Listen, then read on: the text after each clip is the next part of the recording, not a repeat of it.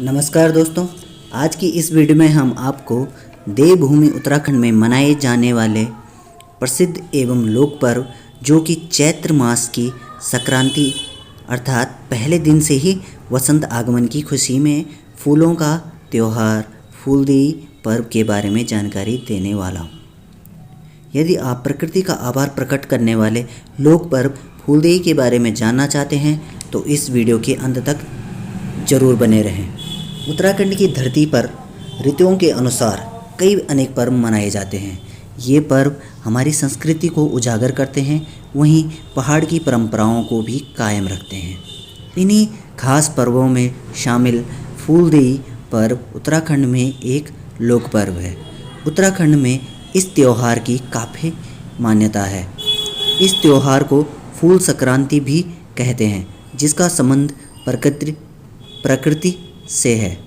इस समय चारों ओर छाई हरियाली और नए नए प्रकार के खिले फूल प्रकृति की खूबसूरती में चार चांद लगा देते हैं। हिंदू कैलेंडर के अनुसार चैत्र महीने से ही नव वर्ष होता है और नव वर्ष के स्वागत के लिए खेतों में सरसों खिलने लगती है और पेड़ों में फूल भी आने लग जाते हैं। उत्तराखंड में चैत्र मास की संक्रांति अर्थात पहले दिन से ही वसंत आगमन की खुशी में फूलों का त्यौहार फूलदेई मनाया जाता है, जो कि बसंत ऋतु के स्वागत का प्रतीक है।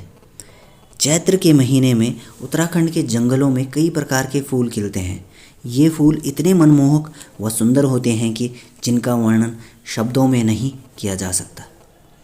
इस फूल पर्व में नन्हे मुन्ने बच्चे प्रातः सूर्योदय के साथ साथ घर की दहली पर यानी कि मुख्य द्वार पर रंग बिरंगे फूल को चढ़ाते हुए घर की खुशहाली सुख शांति की कामना के गीत गाते हैं, जिसका मतलब यह है कि हमारा समाज फूलों के साथ नए साल की शुरुआत करे।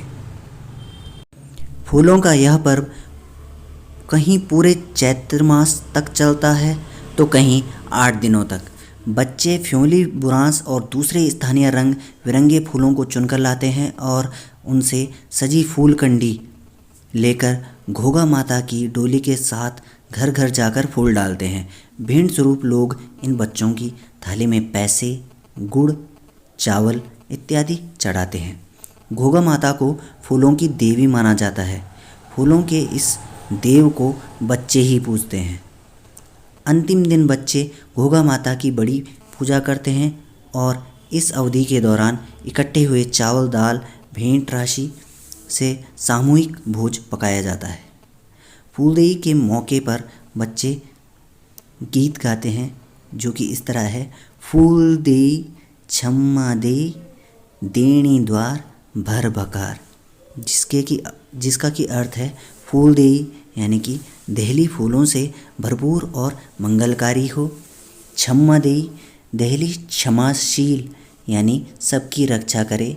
दैणी द्वार दहली घर व समय सबके लिए दायां अर्थात सफल हो। भरी भकार यानी सबके घरों में अन्न का पूर्ण भंडार हो। इस दिन लोकगीतों के गायन का अंदाज भी बदल जाता है। होली के त्यौहार की खुमारी में डूबे लोग इस दिन से ऋतुरैन और चैती गायन में डूबने लगते हैं।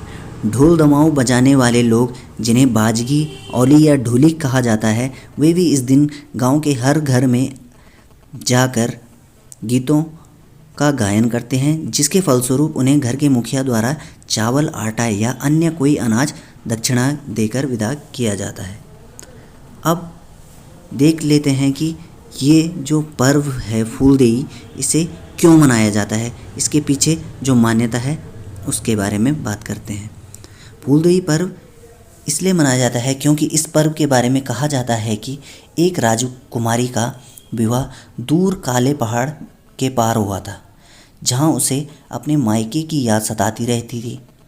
वह अपनी सास से मायके भेजने और अपने परिवार वालों से मिलने की प्रार्थना करती थी, किंतु उसकी सास उसे मायके नहीं जाने देती थी। मायके की याद में तड़पती राजकुमारी एक दिन मर जाती है और उसके ससुराल वाले राजकुमारी को उसके मायके के पास ही दफना देते हैं। लेकिन कुछ दिनों पश्चात एक आश्चर्य तरीके से जिस स्थान पर राजकुमारी को दफनाया गया था उसी स्थान पर एक खूबसूरत पीले रंग का सुंदर फूल खिलता है और उस फूल को फ्योली नाम दिया जाता है और उसी की याद में पहाड़ों में फूलों का त्यौहार यानी फूलदेई पर्व मनाया जाता है और तब से फूलदेई पर्व उत्तराखंड की परंपरा में प्रचलित है। उम्मीद करता हूँ आपको फूलदेई पर्व के बारे में जानकर आनंद आया होगा। अगर आपको ये वीडियो अच्छी लगे तो चैनल को ज़रूर सब्सक्राइब कर दें। Thanks for watching.